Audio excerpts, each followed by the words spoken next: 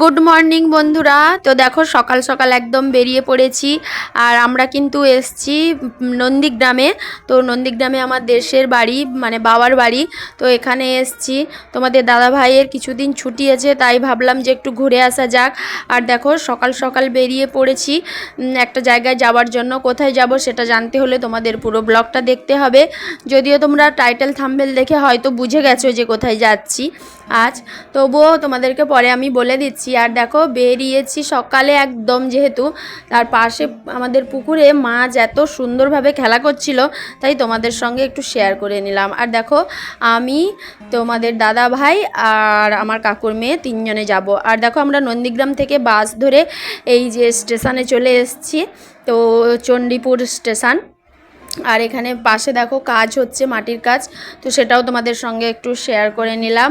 আর ওই যে স্টেশন দেখা যাচ্ছে, তো এখানে আমার দ্বিতীয়বার আসা, আগেও একবার এসছি। তো আশা করি তোমরা সবাই ভালো আছো, আমিও মোটামুটি বেশ ভালো আছি। আর এই যে দেখো স্টেশনটার নাম লবণ সত্যাগ্রহ স্মারক। তো স্টেশনে মোটামুটি ভিড়ও আছে। তো আগে একবার গিয়েছিলাম, কিন্তু স্টেশনটা এতটা জমজমাটি ছিল না, খুব দু একজন যাতায়াত করতো। তো বন্ধুরা, আমরা এখন এই যে স্টেশনে এসে দাঁড়িয়ে আছি, কিন্তু ট্রেনের তো দেখা নেই। এই যে দেখো, এই যে লবণ সত্যাগ্রহ স্টেশন। তো তোমরা কে কে চেনো এই স্টেশনটার নাম, কমেন্ট করে জানাও।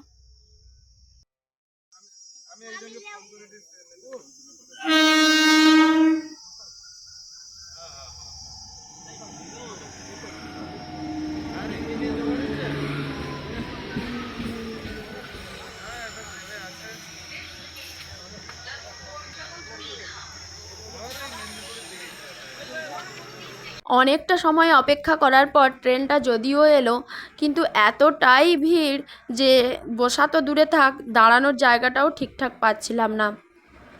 আর এত গরমের মধ্যে খুবই কষ্ট হচ্ছিল।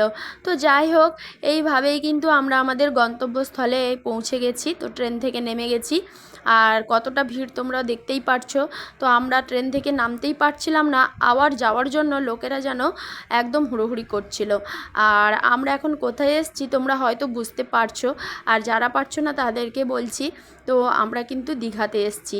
আর এই যে দীঘায় যে জগন্নাথ ধাম হয়েছে, তো সেই মন্দিরের চূড়া এই স্টেশন থেকে কিন্তু দেখা যাচ্ছে।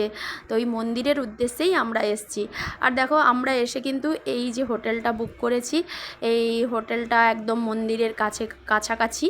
আর ওই যে দেখো মন্দিরের চূড়া আর আমাদের হোটেল। তো হোটেলটার নামও তোমাদের সঙ্গে আমি শেয়ার করে দেব, মানে দেখিয়ে দেব। আর তো দেখো একদম মন্দিরের কাছে আমরা কিন্তু হোটেলটা পেয়ে গেছি। এই যে হোটেল স্নিগ্ধা নাম লেখা আছে, তো তোমরা ভালো করে দেখে নাও। আর সত্যি কথা বলতে কি, এই মন্দিরের টানে এই দীঘাতে আসা অনেকবার তোমাদের দাদাভাইকে বলেছি যে দীঘায় নিয়ে আসার কথা, কিন্তু কোনো দিনই রাজি হয় না। তোমরা তো জানো আমাদের গঙ্গাসাগরে বাড়ি, তো আমাদের নদীমাতৃক দেশেরই লোক আমরা। তো সবসময় বলে যে কি দেখতে যাবি, নদী ছাড়া তো ওখানে কিছু নেই। তো যেহেতু এই জগন্নাথ এর মন্দির হওয়ার পরই ও মানে নিজে থেকে এখানে নিয়ে এলো। হোটেলে সমস্ত জিনিসপত্র রেখে আমরা কিন্তু সমুদ্রের ধারে চলে এসেছি। আর হোটেল থেকে এই ওল্ড দীঘা, মানে এই ঘাটটা ওল্ড দীঘা, তো এটা বেশি দূরত্বে নয়, আমরা হেঁটেই চলে এসেছি। আর এখন আমরা কিন্তু এই যে মানে এই রাস্তাটা ধরে নিউ দীঘার দিকে যাব। তো ওখান থেকেই আমরা নামবো সমুদ্রে। আর সন্ধ্যের দিকে আমরা কিন্তু মন্দির দর্শন করব, যেহেতু আজ রাতে থাকবো তার জন্য। এই যে দেখো আমরা নদীতে কিন্তু নেমেই পড়েছি।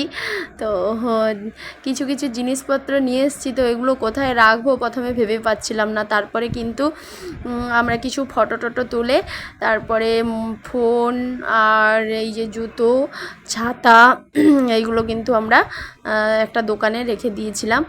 আর সত্যি কথা বলতে কি, ঠান্ডা গরমে এতটা গলা বসে গেছে, তো একটু মানে মানিয়ে নেবে, যেহেতু ভয়েসটা পরে দিচ্ছি। তো এই রকম নদীতে জলে পড়ার পর মানে গলাটা একদমই ধরে গিয়েছিল। তো চলো তোমরা কিন্তু দেখতে থাকো, আর আশা করি খুব ভালো লাগবে ব্লগটা। পুরো ব্লগটা দেখো, মন্দিরটা আমি পুরোটাই তোমাদের দেখাবো, এমনকি ঠাকুর দর্শনও করাবো। আর এই যে দেখো আমরা স্নান করে অনেকটা সময় পরে রুমে ফিরে গেছিলাম, তারপরে একটু বিশ্রাম নিয়ে এই যে বিকেলের দিকে আমরা ঘুরতে বেরিয়েছি এই মন্দিরের সামনের দিকটায়। আর দেখতেই পাচ্ছ মন্দিরের সামনে দিয়ে একদম বেরিয়েছি। এই যে এটা মেন গেট, এই যে সামনে একদম রোডের সাইডে এটা মেন গেট, এটা 4 নম্বর গেট। তো এটা দিয়ে আমরা কিন্তু ঢুকবো না, আমরা ঢুকবো 6 নম্বর গেট দিয়ে।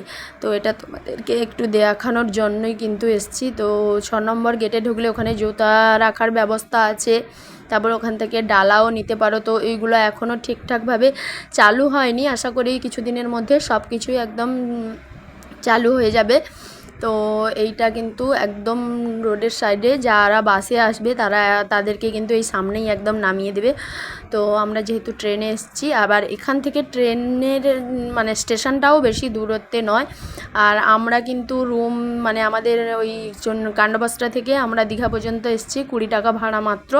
তো খুব একদম অল্প খরচে যদি কোথাও ঘুরতে আসা হয় এই দীঘাতে আসতে বেশি কিন্তু খরচা হয় না। আর এই যে আমরা দেখো একদম মন্দিরের ভেতরে মানে মন্দিরের গ্রাউন্ডের ভেতরে প্রবেশ করে গেছি। তো খুব অসাধারণ মন্দির, তো আমার তো খুব ভালো লেগেছে এই মন্দিরটা। তো তোমরা দেখতে থাকো। আর দেখো মন্দিরের দুই পাশে কিন্তু পদ্মের বাগানও আছে, এই যে দেখতেই পাচ্ছ এই দিকে আছে একটা, আবার ওর বিপরীত দিকে আরও একটা পদ্মের বাগান আছে। তো আমি যতটা পেরেছি তোমাদের কিন্তু মানে দেখানোর চেষ্টা করেছি। তো চলো তোমরা সবাই দেখতে থাকো পুরো মন্দিরটা, আমি কিন্তু ঘুরে ঘুরে দেখাবো। তো চলো।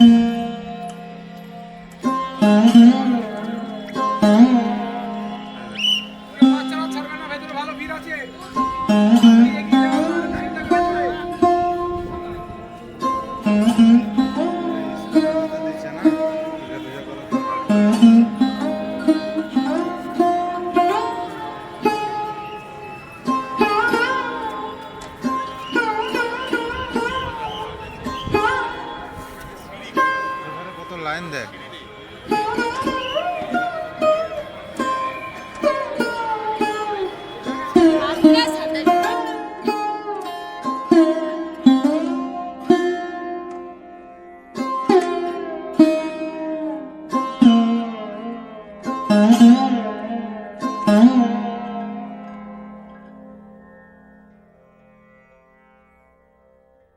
তো এতক্ষণ কিন্তু আমি পুরো মন্দিরটা দেখানোর চেষ্টা করেছি। এখন কিন্তু আমরা মূল মন্দিরে আছি। তো এতক্ষণ কিন্তু আমরা ওই মূল মন্দিরকে আসতে যে স্তম্ভগুলো পেরিয়ে আসতে হয় 4টে, মোট মন্দির 5টা।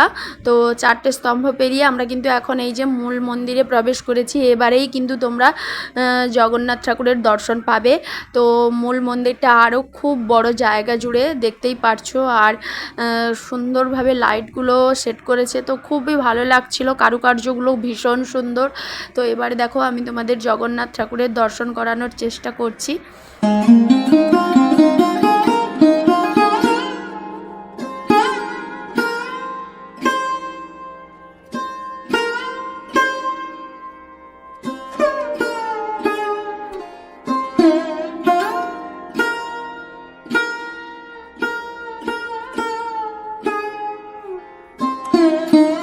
জগন্নাথ দর্শন তো করালাম, তারপরে কিন্তু বাইরে চলে এসেছি আর মূল মন্দিরটা দেখানোর চেষ্টা করছি যে কতটা উঁচু বা উচ্চতা কত, এটাই বোঝানোর চেষ্টা করছিলাম। আর প্রত্যেকটা মন্দিরের দুদিকে গেট আছে, মানে একটা ঢোকার গেট, একটা বেরোনোর গেট। তো এতে মনে হয় অনেকটাই সুবিধা।